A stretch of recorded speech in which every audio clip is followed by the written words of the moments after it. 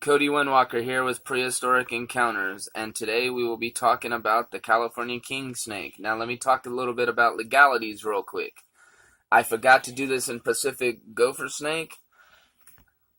When it comes to your county, your state, every county has different laws when it comes to indigenous species.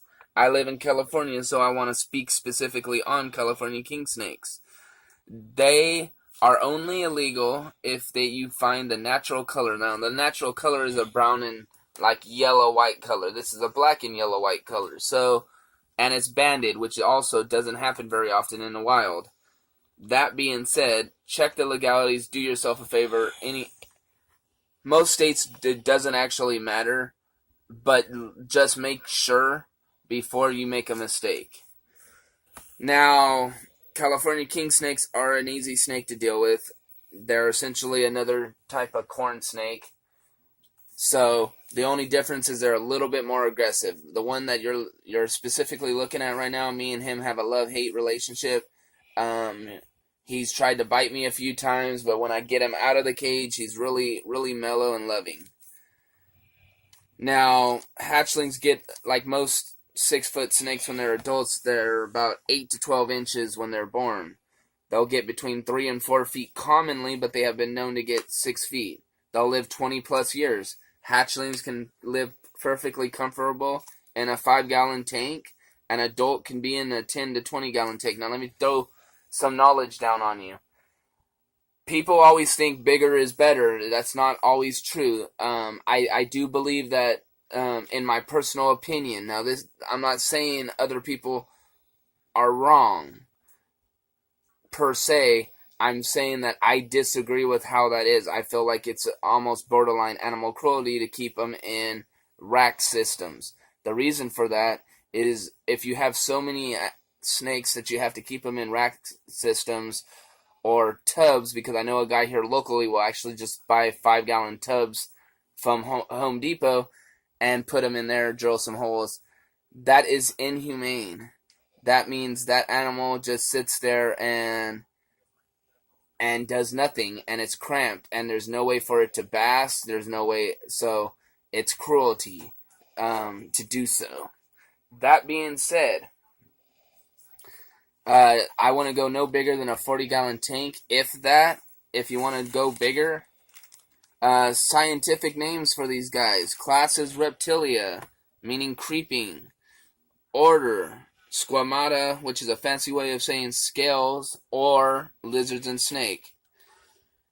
Suborder Serpentis, meaning snakes. Family Colubridae, meaning colibri, or adder. How funny is that? The word actually means adder, which is a venomous snake, but it's made up mostly of non-venomous snakes. How weird is that?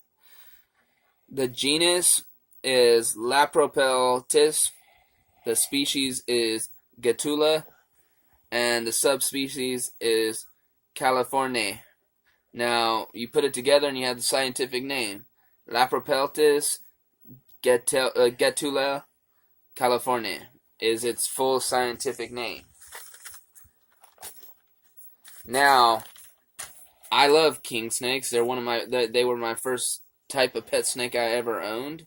Very common in the pet trade. You can actually find them at your local pet stores, black and white bandeds. So I think that's pretty cool. Basking temperature is about 85 degrees.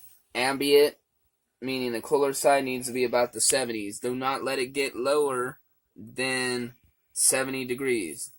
They need about 12 hours of daylight, meaning just keep them where they get natural sun. It's fine.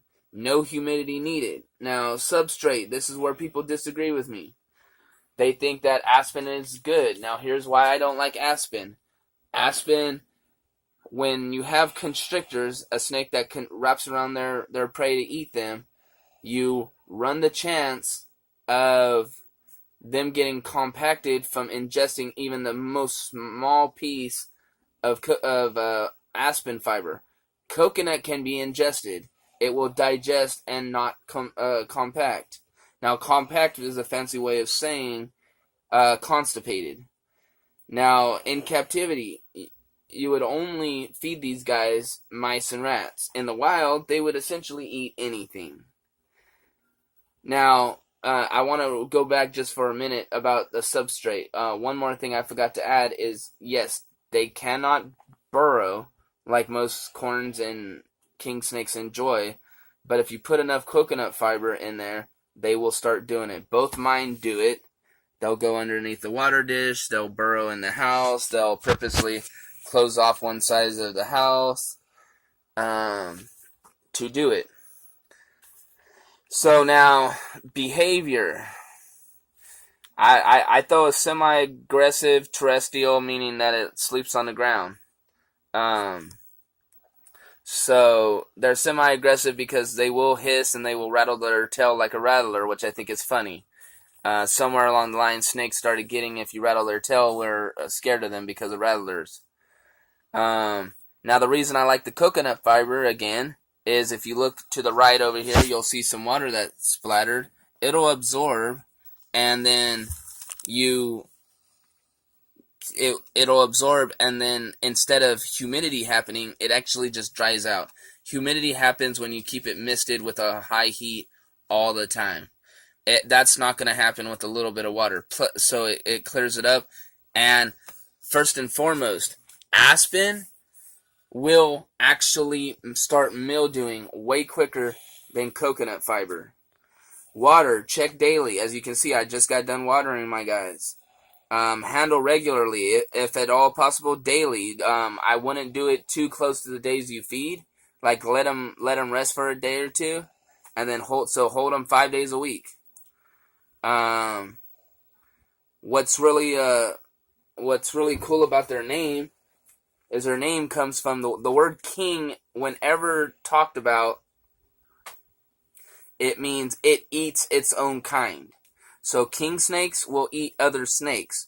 King cobras will eat other cobras. So king snakes will eat other snakes. On top of that, they are immune to rattlesnake venom. For some reason, they can actually eat and ingest and digest a rattlesnake. So if you see one of these guys in your yard, this goes for all king snakes. If you have indigenous species to your area that are not Cali kings, leave them alone. There's desert kings, there's all kinds of king snakes. So there's mountain kings, brooks kings, there's several types of kings. So if you have one, leave them alone because they will eat rattlesnakes. And trust me when I say this, you would rather have these guys than rattlesnakes. Now, fun fact about them.